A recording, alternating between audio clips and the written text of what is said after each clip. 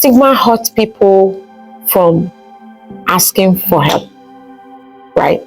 It keeps families from having honest conversations. Hey, welcome. My name is Juanita. I am a trained counselor with Vera Health Services. I am a college instructor and a coach. I am also a public speaker in the areas of mental health and addiction. Today I want us to talk about breaking the stigma around mental health and addiction. With all the conversation happening today, stigma around mental health and addiction is still one of the most biggest barrier to healing. People stay silent because they're afraid of being judged, being misunderstood. They hide their struggles because they don't want to be seen as weak. They don't want to be seen as being dramatic or even broken, right? That silence can be more damaging than the struggle itself. And a lot of people prefer to remain silent than to speak out about what the struggles they have and all that kind of stuff.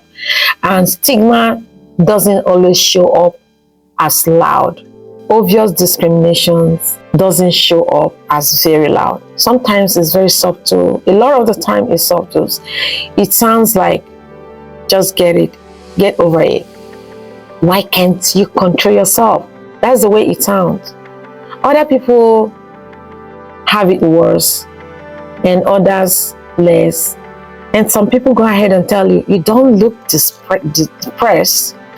I mean, these comments may seem very small, but they send a powerful message, right? Your pain isn't valid. That's what it simply means. And when people feel invalidated, they stop reaching out. So how does stigma hurt? How does it really hurt? Stigma hurts people from asking for help, right? It keeps families from having honest conversations. The conversation just in shadows. They just have conversation in shadows because of stigma. It makes people feel ashamed of something that is deeply human.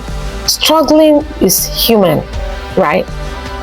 So I don't see why you should make other people feel less or make them feel like they don't belong, right?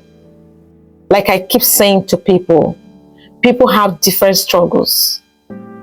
The fact that yours is not addiction doesn't mean that you don't have struggles. Okay? Stigma creates fear. Fear of being judged, fear of being misunderstood, fear of being labeled, and fear can take years to heal. It doesn't heal fast. So, breaking stigma actually look like. Breaking stigma is it's not about big speeches or perfect words. It's about everyday action. The little things you do can either make someone to be stigmatized or to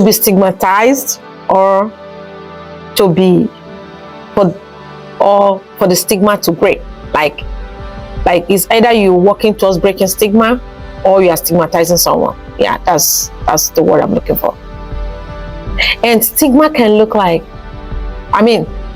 breaking stigma can look like listening without judgment, choosing compassion over assumptions. Breaking stigma can say, I believe you, or your feelings are valid, or I understand. You don't correct someone with harmful language when you hear it. In that way, you are trying to break the stigma. You listen, you are honest, okay? And when people see that you are honest with the way you respond to them concerning their struggles, they tend to believe you, they tend to to listen to, take whatever advice you have towards their healing process. And so stigma loses its power when we replace shame with understanding. When we stop we stop seeing mental health and addiction as personal failures and start seeing them as human experiences. Okay? Every time you speak with kindness, every time you challenge a stereotype, every time you create space for someone to be honest with you, you are helping to break stigma. Every time you give a listening ear to people with such struggles, you are helping to break stigma. So let us work together to break the stigma around mental health and addiction. Okay? And so in the next chapter, in the next episode, we'll talk about building supportive environments at home, at work, in our communities, everywhere, wherever you see yourself, wherever you find yourself. When we do that, people don't just survive their struggles. They also will feel safe in wherever environment they find themselves, right? So let us work together to break stigmas. And if you're looking to talk to someone, we are here to listen. But whatever we're saying here, it does not replace your medical help. If you need to seek professional help, if you're going through suffering in any way, you're struggling with any kind of addiction, make sure you seek for professional help. And the earlier you do that, the better. See you soon.